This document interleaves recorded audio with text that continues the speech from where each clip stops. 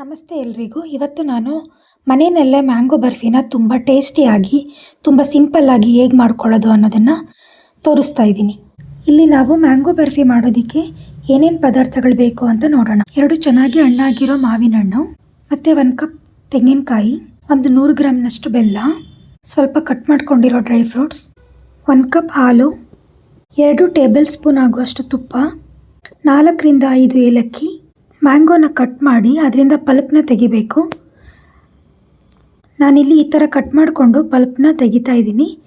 ನಿಮಗೆ ಯಾವ ಥರ ಈಸಿಯಾಗಿ ಪಲ್ಪ್ನ ತೆಗಿಯೋಕ್ಕಾಗತ್ತೆ ಆ ಥರ ನೀವು ತಗೋಬೋದು.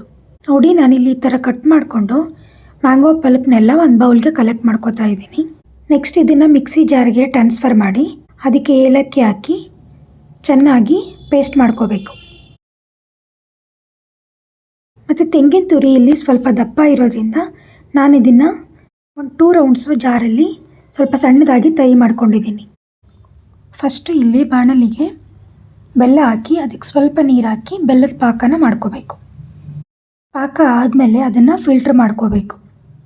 ಮತ್ತು ಅದೇ ಬಾಣಲಿಗೆ ತುಪ್ಪ ಹಾಕಿ ತೆಂಗಿನ ತುರಿನ ಹಾಕಿ ಒಂದು 2 ರಿಂದ 3 ನಿಮಿಷ ಸ್ವಲ್ಪ ಫ್ರೈ ಮಾಡಬೇಕು. ಇದು ಸ್ವಲ್ಪ ಫ್ರೈ ಆದಮೇಲೆ ಮ್ಯಾಂಗೋ ಪ್ಯೂರಿನ ಆ್ಯಡ್ ಮಾಡಬೇಕು. ಮತ್ತು ಚೆನ್ನಾಗಿ ಮಿಕ್ಸ್ ಮಾಡ್ಕೊಳ್ಳಿ.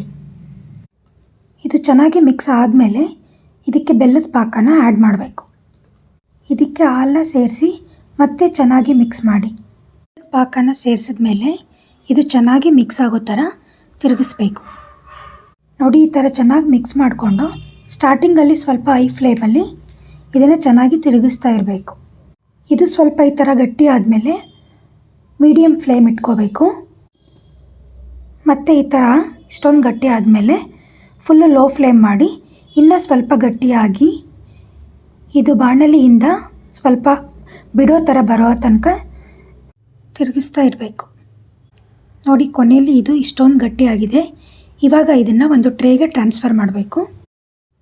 ಫಸ್ಟ್ ಇಲ್ಲಿ ಟ್ರೇನ ಸ್ವಲ್ಪ ತುಪ್ಪದಿಂದ ಕೋಟ್ ಮಾಡಿದ್ದೀನಿ. ನೆಕ್ಸ್ಟ್ ಇದನ್ನು ಇಲ್ಲಿಗೆ ಟ್ರಾನ್ಸ್ಫರ್ ಮಾಡೋದು.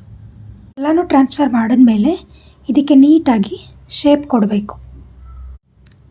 ಈ ಥರ ನೀಟಾಗಿ ಶೇಪ್ ಕೊಟ್ಟಾದಮೇಲೆ ಡ್ರೈ ಫ್ರೂಟ್ಸ್ನ ಇದ್ರ ಮೇಲೆ ಉದುರಿಸ್ಕೋಬೇಕು. ನೆಕ್ಸ್ಟ್ ಇದನ್ನು ಸೆಟ್ ಆಗಕ್ಕೆ ಬಿಡಬೇಕು. ನೀವೇನಾದರೂ ಫ್ರಿಜ್ಜಲ್ಲಿ ಇಡೋದಿದ್ದರೆ 1 ಅವರ್ ಇಟ್ಟರೆ ಸಾಕು. ಹೊರಗಡೆ ರೂಮ್ ಟೆಂಪ್ರೇಚರಲ್ಲಿ ಇಡೋದಿದ್ದರೆ 3 to 4 ಅವರ್ಸ್ ಇಡಬೇಕು. ನಾನಿಲ್ಲಿ ರೂಮ್ ಟೆಂಪ್ರೇಚರಲ್ಲೇ ಇಟ್ಟಿದ್ದೆ. 4 ಗಂಟೆ ಆದಮೇಲೆ ಕಟ್ ಮಾಡ್ತಾ ಇದ್ದೀನಿ. ನೋಡಿ, ಇಲ್ಲಿ ಮ್ಯಾಂಗೋ ಬರ್ಫಿ ಎಷ್ಟು ಚೆನ್ನಾಗಿ ಬಂದಿದೆ ಅಂತ. ಮ್ಯಾಂಗೋ ಬರ್ಫಿ ಮಾಡುವಾಗ ನೀವು ಸ್ವೀಟಾಗಿರೋ ಮ್ಯಾಂಗೋನ ಯೂಸ್ ಮಾಡಿದ್ರೆ ಟೇಸ್ಟ್ ತುಂಬ ಚೆನ್ನಾಗಿ ಬರುತ್ತೆ. ನಿಮಗೆ ಈ ರೆಸಿಪಿ ಇಷ್ಟ ಆಗಿದ್ದರೆ ಟ್ರೈ ಮಾಡಿ, ಲೈಕ್ ಮಾಡಿ, ಶೇರ್ ಮಾಡಿ ಮತ್ತು ಸಬ್ಸ್ಕ್ರೈಬ್ ಮಾಡಿ. Thank you.